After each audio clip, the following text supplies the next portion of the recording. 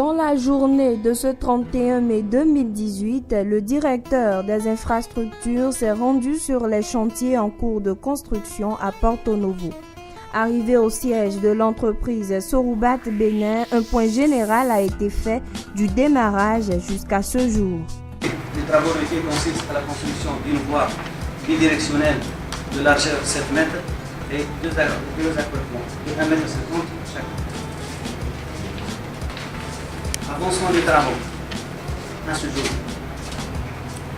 L'activité de l'entreprise durant la période passée se résume comme suit. Action achevée. Campagne géotechnique, traitement des rampes d'accès, de l'assise des rampes d'accès, à savoir l'ouverture de l'emprise, préfabrication des poutres, examen des rapports finaux de la campagne de reconnaissance géotechnique et préparation du reste des études d'exécution du pont, à savoir le dossier de fondation et le dossier des appuis. Avancement physique. À la date d'aujourd'hui, l'avancement physique est de 57,4, réparti comme suit. Installation de chantier, 9,3% parce que le taux de réalisation est 85%. 9,5%. Ouvrage d'art, sur un total de 26%, l'avancement est de 1,4%. Et les travaux routiers, sur un total de 63%, l'avancement est de 46%. Ce qui donne un taux global de 57,4%. L'avancement financier, le taux de décaissement du marché de l'entreprise est de 55,7%. Le taux de décaissement du marché de la mission de contrôle est de 35,5%. Problèmes spécifiques et difficultés rencontrées. Côté entreprise, le non-paiement des décomptes numéro 1 et numéro 2 pour la part BIT à ce jour. Côté mission de contrôle, le non-paiement aussi du décompte numéro 1 de la période du 15 mai au 31/12/2017 à ce jour. Bien sûr, il y a uniquement la part BIT pour la mission de contrôle. Il y a un petit problème, bon, ce n'est pas un problème, mais dont je vous ai parlé, monsieur le CP, hier, il s'agit du changement du type d'équipement de sécurité à adopter pour l'ouvrage. Du BN4 au S8 avec glisseur de sécurité.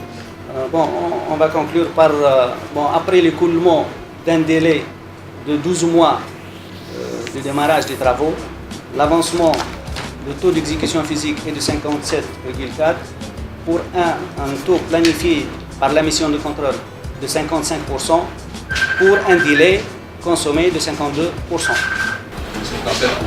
pour un délai consommé de 52%, ce qui montre que l'entreprise aujourd'hui, qui était un peu en retard à la dernière visite du ministre du terrain, est passée de l'autre côté. Donc l'entreprise aujourd'hui, à la date du 31 mai, est en avance sur le délai. On m'a expliqué pour cela que si je me confonds avec cette population-là, nous voyons que on va remarquer que le taux de pondération, la pondération des différents corps d'État, par exemple, on commence par l'installation chantier, c'est 10%. L'installation est presque finie, donc c'est pour cela qu'on a dit 9,5%. Maintenant, si on voit l'ouvrage d'art en tant que tel, l'ouvrage d'art, ça ne représente que le 1/4 du montant du projet. Donc, il est pondéré à 26%.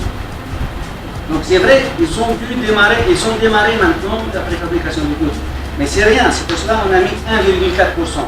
Donc l'ouvrage, réellement, ça n'a pas encore démarré. Par contre, pour les travaux routiers ainsi que le traitement du sol, il y a la part du lion, il y a 63%. Donc c'est pour cela que le taux d'exécution physique à ce jour est de 57%. Donc je le vois justifié au vu de la répartition des différentes corps d'État. Nous comprenons que nous voit déjà, ce n'est pas ce qui est superficiel, c'est pas ce qu'on voit. Avant de faire une voie déjà stable, il faut faire vraiment des choses en fondation. Il y a beaucoup de travaux géotechniques à faire, de stabilisation du sol, surtout dans la zone dans laquelle nous sommes. Et tout ça a un poids important dans le marché de l'entreprise.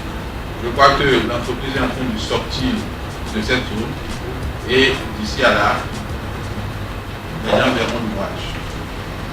Je suis heureux qu'ils anticipent déjà en faisant des préfacs qui, dès que les choses vont commencer, ça ira plus vite. Donc je reviens maintenant sur les problèmes que vous avez posés. J'en ai retenu qu'un seul. Moi, je ne suis pas vraiment. Je parle aussi de l'aide qui pose ce problème-là. Je viens d'être informé. Maintenant, pour l'entreprise, on a reçu un courrier de l'entreprise la semaine dernière qui pose le problème, qui dit que les 3 décomptes, 0, 1 et 2, ce n'est que le 0 qui est payé avec un montant perçu de l'ordre de 4 000. J'ai saisi la bite. Donc, la réponse que j'ai reçue, c'est que le décompte 1, de l'ordre de 1 milliard, je ne sais pas combien là, est en paiement.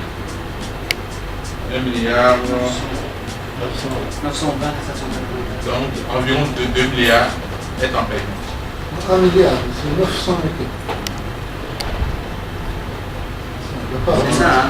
Le net à payer, c'est 1 milliard 400. C'est 1400, excuse-moi. Ça, c'est le hors taxe. Ouais, Donc l'autre, c'était 1 milliard 200 et quelques TTTC.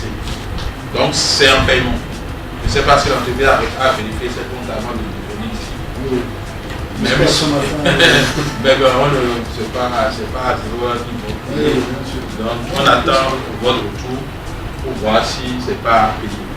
Pour le décompte 2, ils ont dit qu'ils n'ont pas reçu de traces au niveau de la vie.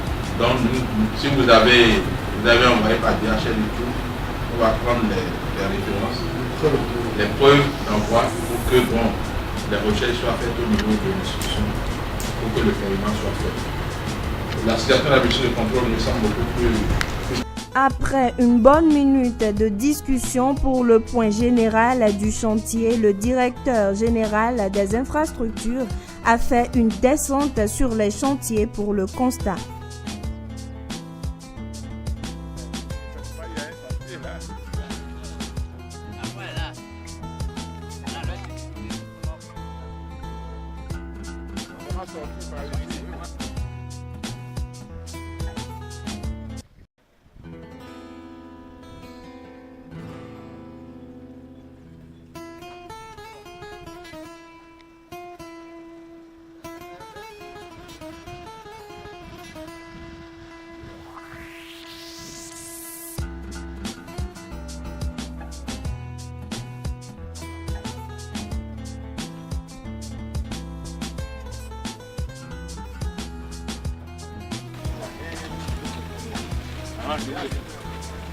C'est la phase de préchargement actuellement, c'est la phase de suivi du comportement de la cible de la rampe d'accès, c'est-à-dire sur le support. C'était après avoir achevé le terrassement et le préchargement, parce que là où on est, il y a le préchargement. Voilà. Donc, bon, en fait, on a fait au début l'ouverture du campus pour qu'on puisse accéder. Après, on a étalé une couche de sable fluvial de 40 cm qui a servi et servira surtout de drain pour drainer les eaux en provenance du drain. On a la Donc, chance à cette époque, il y a maintenant celui de climatinométrique. Si on peut se déplacer pour voir cette technologie, comment on peut visualiser le mouvement du sous-sol à 20 mètres de profondeur, comment le sol est dans le sens perpendiculaire à l'axe de la voie et dans l'autre sens.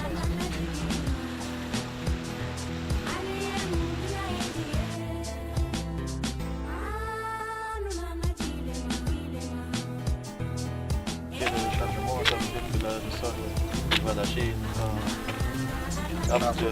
Oui. Heureusement, on a suivi avec cette méthode, avec les isomères à vitesse de galvanométrie. Le placemètre jusqu'à aujourd'hui, on a mesuré.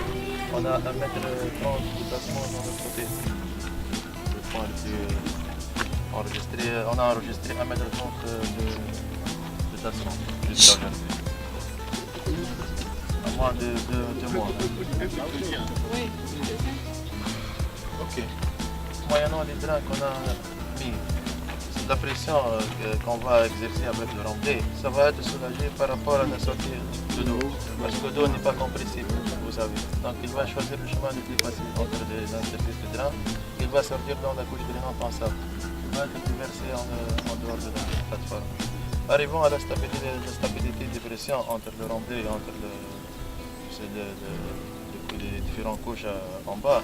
À ce moment, on peut attaquer notre ouvrage de la chaussée. Satisfait du pourcentage d'évolution du chantier, il a fait une doléance à la population de Porto Novo de soutenir et de contribuer à l'accompagnement pour l'évolution des travaux.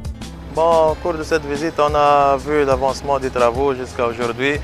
On a parlé un peu de l'aspect de l'avancement physique et financier des travaux. On a parlé un peu des techniques qu'on a utilisées durant ce projet pour le suivi, pour le tassement et tout ça. Donc, toutes les nouvelles techniques qu'on a adoptées dans ce projet, on a discuté aujourd'hui longtemps. L'entreprise a pu surmonter pratiquement toutes les difficultés. Bon, elle a rattrapé le retard enregistré, le retard du démarrage.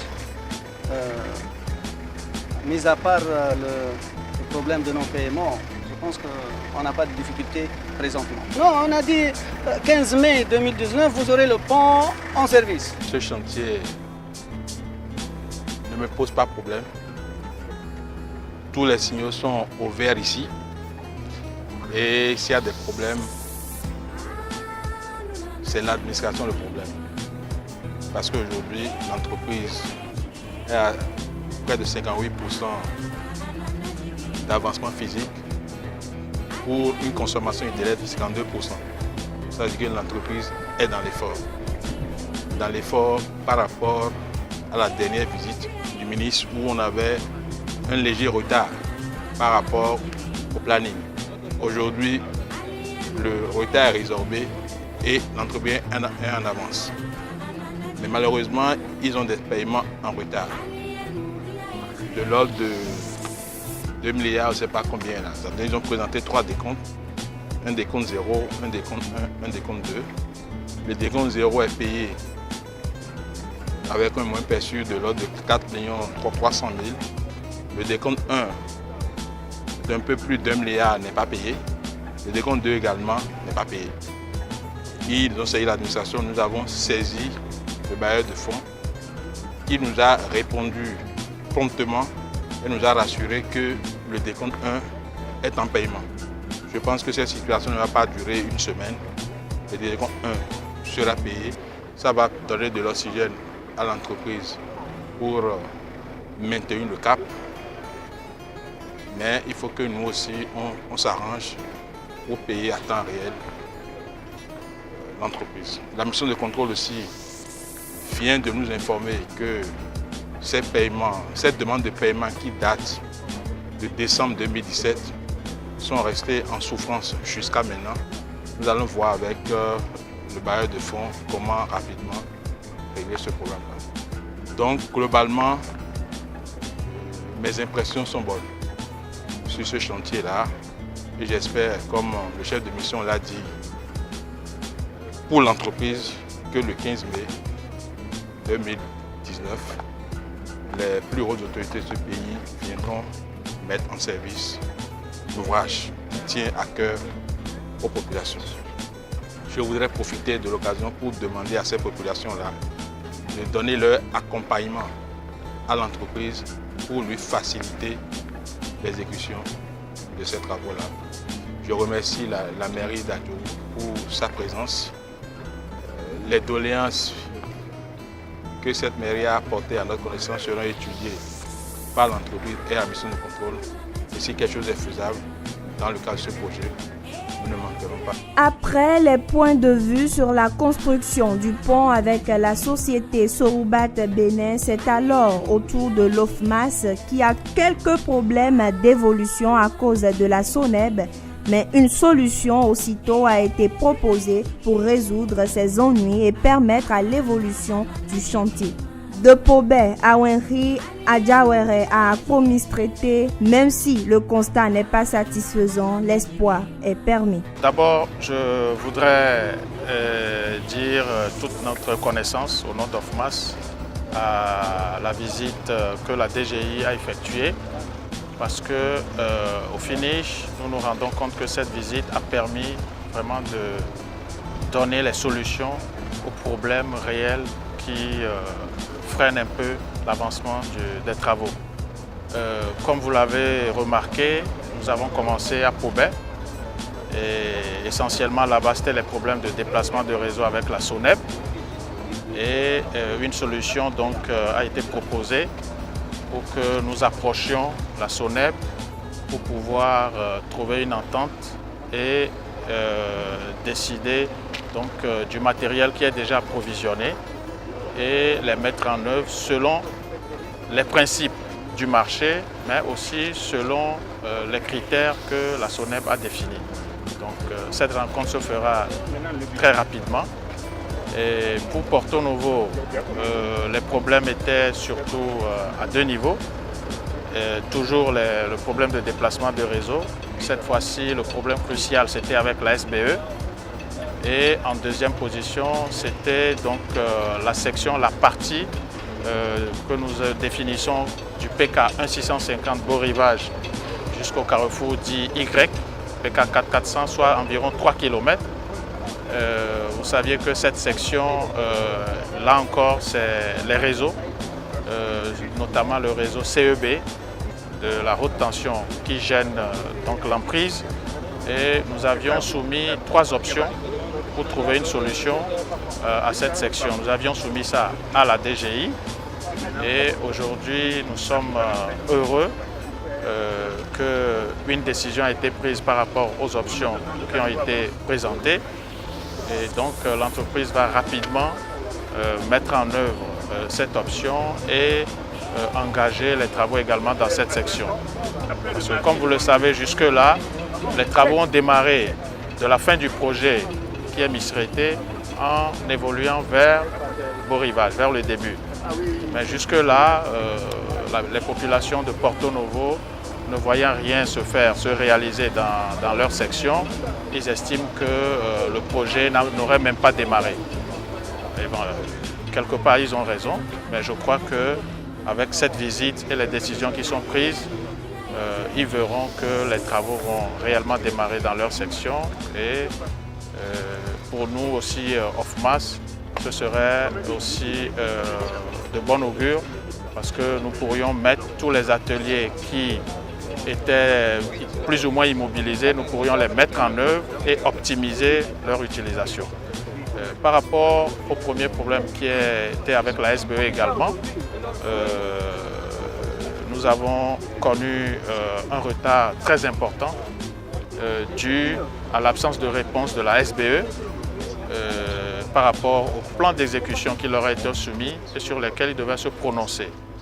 Et nous sommes heureux aussi là d'entendre le DGI donner un délai de 7 jours à la SBE pour qu'il se prononce par rapport à ces plans et qui nous permettent donc de passer les commandes nécessaires et accélérer les travaux de déplacement de réseau de la SBE. En ce qui concerne la collaboration, les thèmes sont déjà connus et décrits dans les différents contrats de l'entreprise et puis de la mission de contrôle. Donc cette collaboration se fait conformément à ces thèmes-là. Okay. Donc ce que je vais ajouter tout simplement, je fais bien toutes les observations, toutes les recommandations qui ont été faites tout à l'heure et données par l'entreprise. Il y a une situation, c'est-à-dire le problème de dégagement d'emprise qui se pose du carrefour Y jusqu'à Misrete. Mais là, l'autorité, le préfet, en collaboration avec le directeur départemental des infrastructures et des transports, a déjà initié une rencontre. Donc, la semaine prochaine, on ira sur le terrain pour que ces personnes affectées par le projet soient informés et qu'on procède à leur dégagement. C'est un seul marché, qui regroupe donc les tronçons. Donc globalement, le taux d'avancement des travaux physiques est autour de 35% globalement. Je peux exprimer une certaine satisfaction par rapport à la conduite des travaux par l'entreprise Ofmas dans les conditions d'aujourd'hui, qui sont des conditions difficiles, où l'emprise n'est pas totalement libérée, mais quand même il y a un effort qui se fait pour essayer d'avancer. Mais je dois reconnaître que, parce que il pleut maintenant, ce que je veux dire, peut-être, je vais quand même le dire, parce que quand ils ont su que je venais, ils ont arrosé. Moi, je passe par Porte-Nouveau tout le temps, discrètement, mais les populations souffrent. Non seulement pour des raisons qui ne dépendent pas d'eux, ils n'évoluent pas correctement dans Porte-Nouveau, mais ce qui sert à la population, c'est la poussière. Moi-même, je passe en dehors des villes de chantier et je subis. Même bizarrement, aujourd'hui, du début jusqu'à la fin, il y avait un camion citerne qui est dédié et puis qui faisait convenablement le boulot. Je souhaite, ne pouvant pas faire des visites de chantier tous les jours pour donner l'occasion aux populations de bénéficier de de cela, je souhaite que Ofmas tienne un peu plus du volet humain des travaux.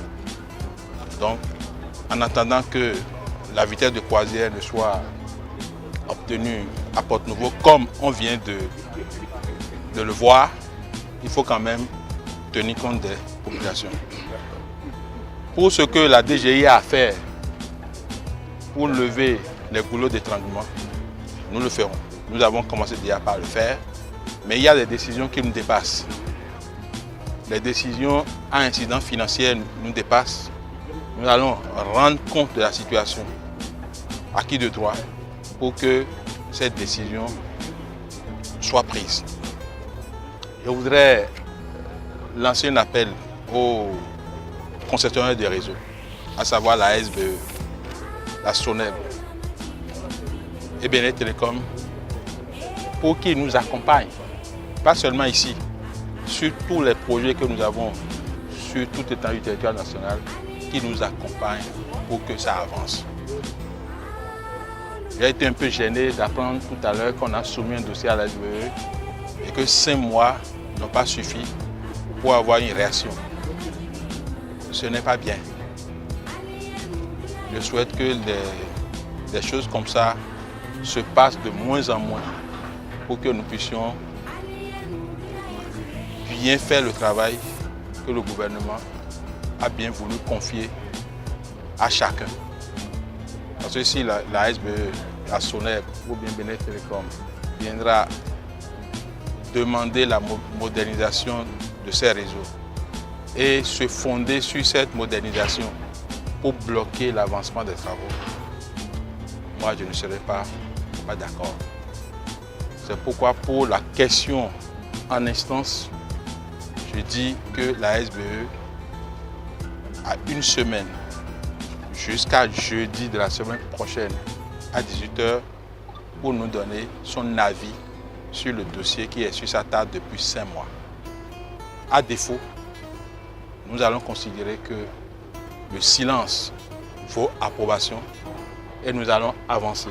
Surtout que ce qui a été proposé prend en compte les préoccupations des populations dans la limite de ce qui est prévu dans le marché.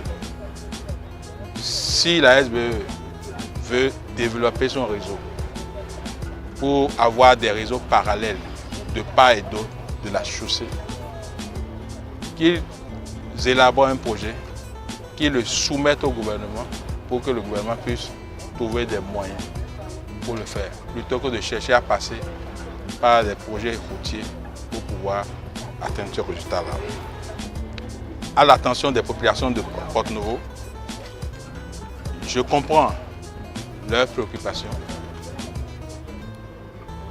Porto-Novo est un environnement très urbanisé. C'est pas un secteur dans lequel il est facile de travailler, surtout que l'entreprise n'a pas tous les leviers en main.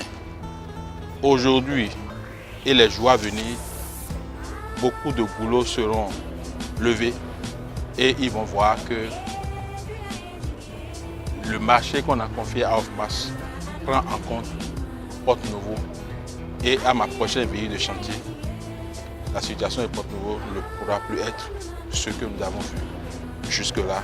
Pour le directeur général des infrastructures, même si des efforts se font, l'OFMAS doit redoubler d'efforts et travailler dans un esprit humain.